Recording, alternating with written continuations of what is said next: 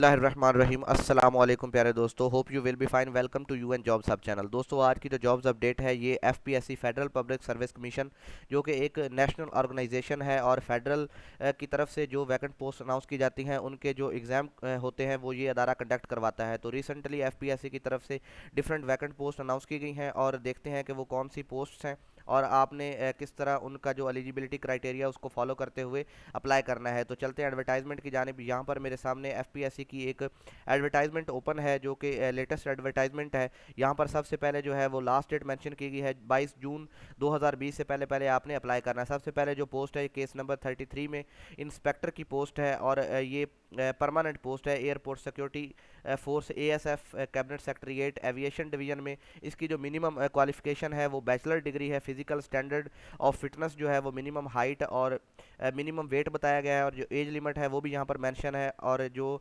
5 years general age relaxation इन अपर as है वो भी मेंशन की गई है। नंबर ऑफ वैकेंसीज एक है और जो डोमिसाइल है वो केपी के और ये फीमेल्स इसके लिए सिर्फ अप्लाई कर सकती हैं।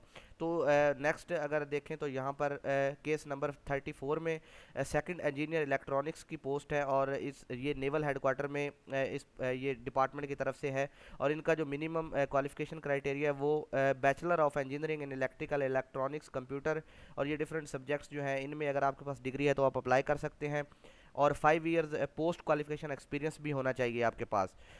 और नेक्स्ट जो एज लिमिट है वो भी जिस तरह पहले डिस्कस किया आपके साथ कि एज लिमिट भी यहाँ पर मेंशन होगी और 5 ईयर्स एज रिलैक्सेशन बताएगी, नंबर ऑफ वैकेंसीज। तो ये सारी जो डिस्क्रिप्शन है इसको आपने अच्छी तरह रीड आउट करना है और both male and female are eligible. Next अगर 36 जो केस नंबर उसकी बात करें तो कंप्यूटर इंस्ट्रक्टर की पोस्ट है मेल कैंडिडेट्स के लिए। अब यहाँ पर जो है ये परमानेंट पोस्ट है तो इसका जो मिनिमम क्वालिफिकेशन यहाँ पर मेंशन की गई है ये डिफरेंट सब्जेक्ट्स हैं। अगर आप इन सब्जेक्ट्स में फाल करते हैं और तो आप इन इस पोस्ट के लिए इजीली अप्लाई कर सकते हैं। Next age limit 5 year relaxation and number of vacancies और ये डिफरेंट जो प्रोविंसेस हैं उनमें जो कैटेगराइज की गई हैं जो वैकेंसीज हैं। तो ये आपने सारी देखना है कि किस प्रोविंस में कितनी वैकेंसीज फाल कर रही हैं। नेक्स्ट अगर देखें तो सीनियर रजिस्ट्रार की पोस्ट है, इसका भी इसी तरह आपने रीड आउट करना है जिस तरह पहले आपको बताया। Qualification and number of vacancies experience ये सारी चीज़ें आपने यहाँ पर देखनी है। मेडिकल ऑफिसर की पोस्ट है, इसमें minimum qualification age limit number of vacancies and जो प्रोविंस वाइज जो कैटेगरीज की गई हैं वैकेंसीज ये सारी आपने यहाँ पर देखनी है और जेंडर कौन सा रिक्वायर है उनको ये भी आपने देखना है। प्रिवेंटिव ऑफिसर इसकी जो पोस्ट है इसमें ये भी परमानेंट पोस्ट है, इसके लिए भी आपने मिनिमम क्वालिफिकेशन रीड आउट करना है क्राइटेरिया और डिफरेंट सब्जेक्ट्स यहाँ पर मेंशन है। इनमें आपकी अगर डिग्री है तो आप इन पोस्ट के लिए एलिजिबल हैं।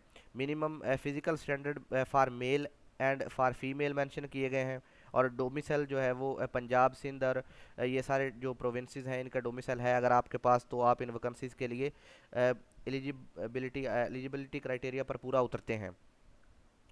नेक्स्ट असिस्टेंट इलेक्ट्रॉनिक इंजीनियर, इसका भी आपने डिस्क्रिप्शन रीड आउट करनी है। ये सारी जो पोस्ट है इनकी आपने जो डिस्क्रिप्शन है अच्छी तरह से पढ़नी है ताकि जो भी आपके सब्जेक्ट से रेलेवेंट हो तो आप इन पोस्ट के लिए अप्लाई कर सकें। डिप्टी डायरेक्टर इंजीनियरिंग की पोस्ट्स हैं। मेडिकल ऑफिसर मेल रिक्वायर है, मेट्रोलॉजिस्ट्स रिक्वायर हैं। Physical training instructor female require हैं और फिजिकल ट्रेनिंग इंस्ट्रक्टर मेल भी रिक्वायर हैं। तो जैसा कि आपको बताया है आपने minimum qualification criteria, experience, age limit, 5 years age relaxation, number of vacancies ये सारा आपने अच्छी तरह से रीड आउट करना है ताकि अगर आप किसी कोटा पर भी अप्लाई करना चाहते हैं किसी प्रोविंशियल कोटा पर तो आप अप्लाई कर सकें।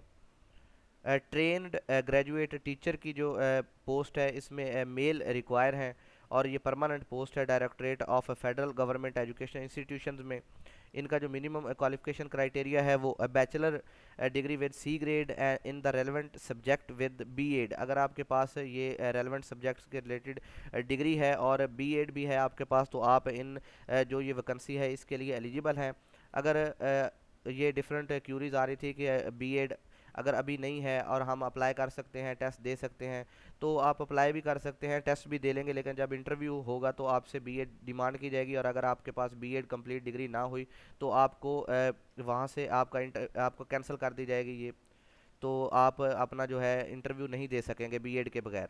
तो आपके पास बीएड की जो डिग्री है वो आपके पास लाजमी है, ताकि फ़र्दर जो इनकी रिक्रूटमेंट प्रोसेस है उस पर आप पूरा उतर सकें। और इनका 1 ईयर का आई थिंक कि इनका जो है ये फेडरल पब्लिक सर्विस कमीशन का इतना प्रोसीजर होता है। तो इससे पहले पहले आप जो बीएड डिग्री है अगर आपके पास है तो आप इन वैकेंसीज़ के लिए अप्लाई कर सकते हैं। ये सारी जो सब्जेक्ट्स हैं इनके सामने वैकेंसीज मेंशन की गई हैं, नंबर ऑफ़ वैकेंसीज टोटल बताई गई हैं, और जो डोमिसाइल प्रोविंशियल वाइज इनको डिस्ट्रीब्यूट किया गया वैकेंसीज़ को। तो ये आपने अच्छी तरह से रीड आउट करना है। कंप्यूटर इंस्ट्रक्टर की सीट्स हैं, और एसएसटी फीमेल की डिफरेंट वैकेंसीज़ हैं। यहाँ पर सब्जेक्ट्स मेंशन किए गए हैं, मिनिमम क्वालिफिकेशन क्राइटेरिया, सब्जेक्ट्स बताए गए हैं, और नंबर ऑफ़ वैकेंसीज बताई गई हैं कितनी है, 65 हैं। और जो मेरिट पर कितनी है, पंजाब, सिंध और केपीके में कितनी, ये सारी आपने जो डिस्क्रिप्शन है अच्छी तरह से रीड आउट करनी है। सेकेंडरी स्कूल टीचर एसएसटी जो है ये मेल रिक्वायर हैं। इसमें जो मिनिमम क्वालिफिकेशन क्राइटेरिया है वो सेम ही है, ग्रेजुएशन और मिनिमम सेकंड क्लास और grade C masters degree with BEd और इक्विवेलेंट क्वालिफिकेशन। अगर आपके पास बीएस ऑनर्स 16 ईयर्स एजुकेशन या मास्टर डिग्री एमएससी है तो विद बीएड तो आप इन वैकेंसीज के लिए इजीली अप्लाई कर सकते हैं। और एज लिमिट 22 से 30 साल तक है यहाँ पर, और जो 5 ईयर्स एज रिलैक्सेशन इन अपर एज लिमिट, और नंबर ऑफ वैकेंसीज 65। डोमिसाइल भी यहाँ पर बताया गया है कि किस प्रोविंस का डोमिसाइल आपके पास हो तो आप इन वैकेंसीज के लिए एलिजिबल हैं। ये फिर अगेन वही बताया गया, trained graduate teacher female require है, इसकी भी सेम वही आपने उसी तरह से रीड आउट करना है। Minimum qualification, experience and number of vacancies कितनी है, और कौन से सब्जेक्ट्स हैं जिनकी आपके पास अगर डिग्री है तो आप इन वैकेंसीज के लिए अप्लाई कर सकते हैं। एमआईएस ऑफिसर की पोस्ट्स हैं जो कि फेडरल बोर्ड ऑफ रेवेन्यू में वैकेंट पोस्ट्स हैं। इनका जो मिनिमम क्वालिफिकेशन क्राइटेरिया यहाँ से आप रीड आउट कर सकते हैं कि ये सब्जेक्ट्स हैं, और जो एज लिमिट बताई गई है, डोमिसाइल डिफरेंट प्रोविंसेस के। डायरेक्टर की पोस्ट हैं एंड असिस्टेंट डायरेक्टर की पोस्ट हैं, principal and vice principal, head mistress की पोस्ट है, इनकी भी डिस्क्रिप्शन आपने अच्छी तरह से रीड आउट करनी है। ये जो एडवर्टाइजमेंट है इसका लिंक भी आपको वीडियो की डिस्क्रिप्शन में मिल जाएगा, तो आप इजीली रीड आउट कर सकते हैं।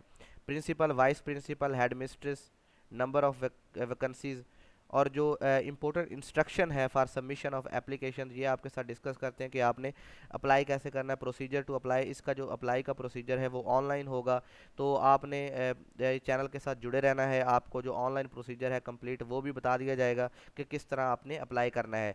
कैंडिडेट्स में एडिट, आप अपनी जो एप्लीकेशन है उसको विद इन ड्यू डेट जो है, क्लोजिंग डेट से पहले पहले एक दफ़ा ही एडिट कर सकते हैं।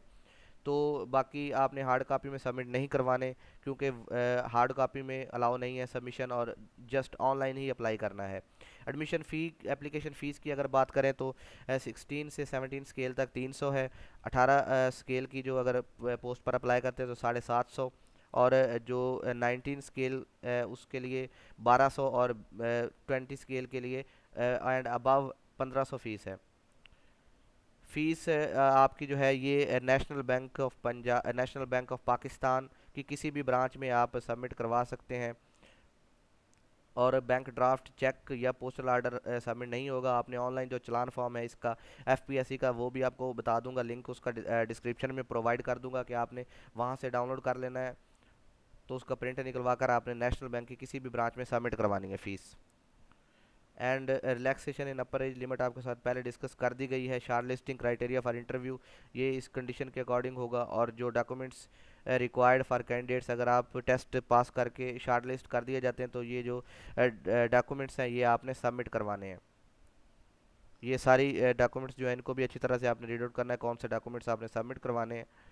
और नेक्स्ट अगर देखें तो यहाँ पर the candidates who fail to furnish the requisite documents within stipulated time और furnish incorrect incomplete information, their candidature shall be liable to rejection, आपको रिजेक्ट कर दिया जाएगा अगर आप विद इन टाइम और डेट सबमिट नहीं करवाते अपने डॉक्यूमेंट्स। एंड एडमिशन सर्टिफिकेट जो है ये आपको 1 सितंबर तक जारी कर दिया जाएगा वेबसाइट पर, तो वहाँ से आप डाउनलोड कर सकते हैं। कंडक्ट ऑफ टेस्ट जो है ये इसके लिए जब आपने टेस्ट के लिए जाना है तो आपके पास CNIC ओरिजिनल, और जो अपनी आपने बैंक चलान फॉर्म जो है वो सबमिट करवाया होगा उसकी असल स्लिप जो होती है वो आपके पास होनी चाहिए। और एक एडमिशन सर्टिफिकेट जो आपने ऑफिशियल वेबसाइट पे अवेलेबल होगा आपका, वो आपने डाउनलोड करके साथ ये तीनों चीज़ें लेकर जानी है ताकि आपका जो रिटन टेस्ट है वो हो सके, अदरवाइज़ आपको रिटन टेस्ट करने की परमिशन नहीं दी जाएगी। यहाँ पर आप देख सकते हैं कि आप अपना सेंटर भी चेंज कर सकते हैं। तो अगर आपने अप्लाई कर दिया है और अगर आपका कोई इशू आ रहा है, आपने सेंटर चेंज करना है, तो आप सेंटर चेंज कर सकते हैं। उसकी ऑनलाइन आपने अप्लाई करना है। 13 अगस्त 2020 से पहले पहले आप अपना जो एग्जामिनेशन सेंटर है वो भी चेंज कर सकते हैं। क्लोजिंग डेट जो है इसकी पहले भी आपके साथ डिस्कस कर दी गई है कि 22 जून 2020 इन सारी वैकेंसीज़ की क्लोजिंग डेट है। और इनमें एक चीज़ और जो बार बार पूछी जा रही थी कि इक्विवेलेंट सर्टिफिकेट अगर हमारे पास हम ले लें या हमारे पास हो तो हम अप्लाई कर सकते हैं। अगर आपके पास है equivalent certificate regarding teaching vacancies तो आप इजीली अप्लाई कर सकते हैं। अगर आपके पास नहीं है, अगर आपको मिल रहा है, एचईसी प्रोवाइड कर रहा है, तो आप इजीली अप्लाई कर सकते हैं। क्योंकि मैंने कांटेक्ट किया था एचईसी से, तो उन्होंने कहा था कि अगर एग्रीकल्चर, खासकर एग्रीकल्चर की डिग्रीज़ और डीवीएम की डिग्रीज़, इनको अगर जो इक्विवेलेंट सर्टिफिकेट हैं वो जूलॉजी या बॉटनी से जो इक्विवेलेंट होते हैं वो प्रोवाइड नहीं किए जा रहे। तो अगर आपके पास है तो आप अप्लाई कर सकते हैं, अदरवाइज़ आप अप्लाई नहीं कर सकते क्योंकि आपकी जो डिग्री है वो रेलेवेंट टू सब्जेक्ट नहीं है। अगर फिर भी कोई क्यूरी या प्रॉब्लम हो, आप कमेंट बॉक्स में डिस्कस कर सकते हैं। ये सारी गाइडलाइन थी जिनको आपने फॉलो करना है और इन वैकेंसीज़ के लिए अप्लाई करना है। आई होप कि आपको सारी गाइडलाइन समझ आ गई होगी। तो इस इन्फॉर्मेशन को अपने दोस्तों तक भी शेयर करें ताकि वो भी इस गाइडलाइन से फ़ायदा उठा सकें। और अगर आप मेरे न्यू व्यूवर हैं तो इस चैनल को सब्सक्राइब करें, शेयर करें और बेल आइकॉन पर प्रेस करें ताकि फर्दर आने वाली जॉब्स अपडेट आप तक डायरेक्टली पहुँचती रहे। Thank you so much.